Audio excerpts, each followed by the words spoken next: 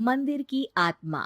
गांव बापस्ती की पहाड़ी पर एक मंदिर था जो कई वजहों से प्रसिद्ध था। बापस्ती के परिवारों में आपसी सौहार्द बना हुआ था।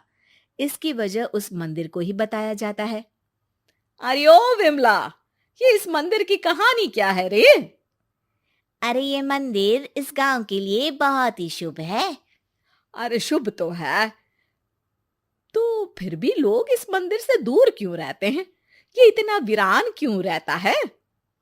अरे बड़े बुजुर्ग कहते हैं कि मंदिर में आत्माओं का राज है, जो लोगों की मदद करते हैं, लेकिन मंदिर से सभी को दूर भी रखते हैं। अरे ये कैसी आत्माएं हैं जो लोगों की मदद भी करते हैं और लोगों को मंदिर से दूर भी रखते हैं?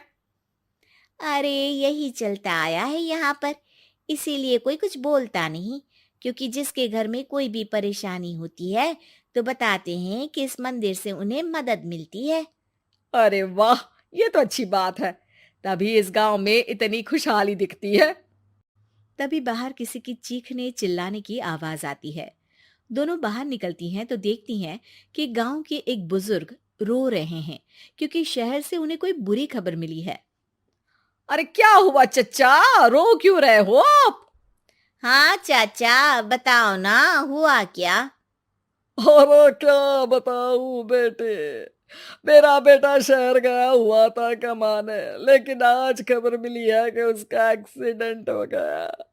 वो अस्पताल में भर्ती है। अरे तो इसमें परेशान होने की क्या बात है चाचा, जाओ शहर और बेटे का इलाज करवाओ। हाँ चाचा, विमला सही कह रही है। आप शहर जाओ और इलाज करवाओ। अरे कैसे इलाज करवाऊं, अभी पैसे नहीं है, और शहर के अस्पतालों में इलाज का खर्चा लाखों में आता है। अरे चाचा, भगवान पर भरोसा रखो, कहीं ना कहीं से मदद जरूर मिल जाएगी। बस आज का दिन कैसे भी काट लो। अरे अब तो बेटा थोड़ा समय काटना भी मुश्किल होता जा रहा है। देख कमला, तू ही समझा चाचा को। अरे पैसों का कहीं ना कहीं से इंतजाम तो जरूर हो जाएगा। अरे चच्चा, जब विमला कह रही है तो थोड़ा उस पर भी भरोसा रखो। चलो आपको घर छोड़कर आ जाती हूँ। उसके बाद कमला उन बुजुर्ग को लेकर चली जाती है और विमला मंदिर की ओर चली जाती है। विमला मंदिर की सीढ़ियों पर चढ़ते हुए दूर से नजर आती है। उसके बाद वो आंखों से ओझल हो जाती है। उसी रात उस बुजुर्ग के घर के बाहर एक थैला रखा हुआ मिला। बुजुर्ग उस थैले को देखते ही चौंक पड़ा, क्योंकि उसमें 5 लाख रुपए रखे हुए थे। वो बुजुर्ग सुबह दौड़ा दौड़ा गांव के दूसरे बुजुर्गों के पास गया। और मंगल भाई सुनो, मेरे घर के बाहर ये पैसों से भरा बैग रखा हुआ मिला है। अरे किसका है ये भाई? अरे भैया, मुझे क्या पता। तभी उधर से कमला और विमला निकलती हैं। अरे बेटा सुन तो, देख ये क्या रखा हुआ था मेरे घर के सामने। कमला और विमला हैरानी से देखती हैं। अरे वाह, देख विमला, तूने कहा था ना कोई मदद जरूर करेगा। अरे भगवान सबकी मदद करते हैं, ये पैसों की मदद भी भगवान ने ही भेजी है। और क्या। अब चच्चा सोच क्या रहे हो, शहर जाओ और बेटे का इलाज करवाओ। ठीक है बेटियों, जो तुम कहो। चलो निकलता हूँ शहर, बेटे का इलाज करवाने के लिए।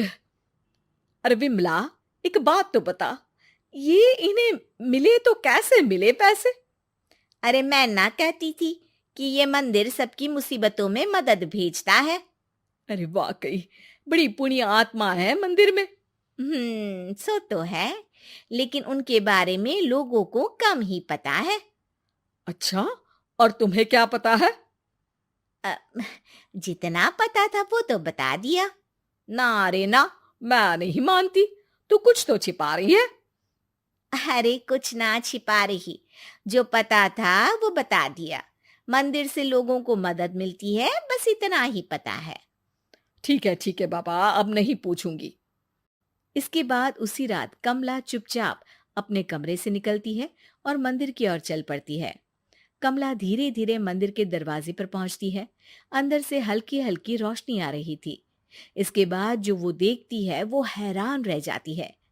कमला इसके बाद तेजी से वापस लौट आती है। दूसरे दिन सुबह सुबह। अरे विमला, तू तो छिपी रुस्तम निकली। है? ऐसा क्या छिपा लिया मैंने?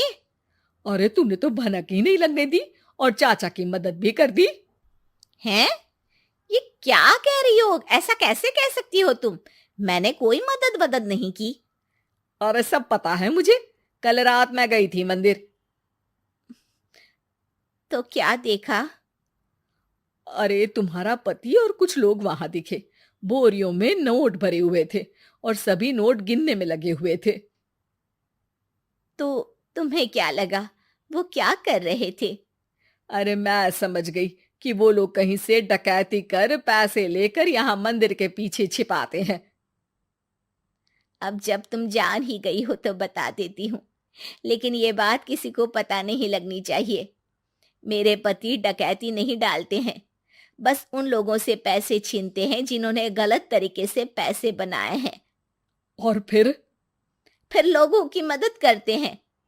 यही है वो पुण्य आत्माएं जो लोगों को मदद पहुंचाती है। अब समझी? हाँ, अब समझी उन पुण्य आत्माओं का चक्कर। सही है। करते रहो मदद, लेकिन सावधानी से, मेरी तरह कोई और ना पहुंच जाए।